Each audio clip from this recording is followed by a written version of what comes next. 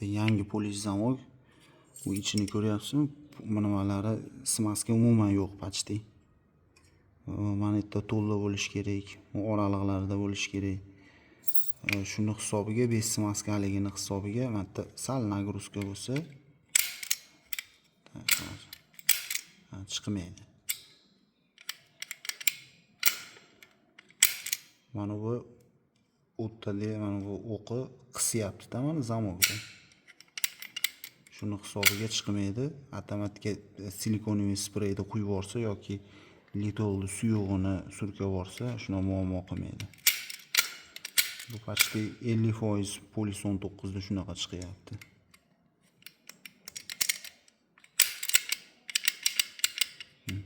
Avtomatda yeyilgan ham ko'rsangiz, qorayib bu yonidan. Buni qilib shu yog'lagandan keyin ko'p yog'lash kerak emas.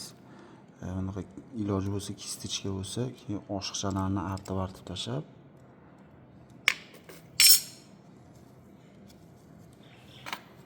bo'ldi. Mana shu holatda turgandan keyin mana shu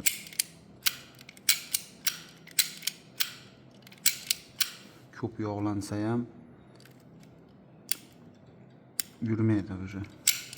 Ko'p yog'lansa ham 1-2 yildan keyin chang bo'lib yomon bo'lib ketadi, chiqib ketadi.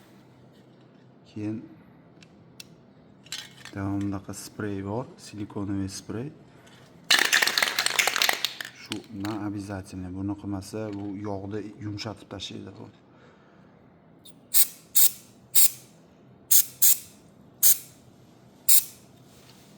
Chang o'ziga tortmaydi.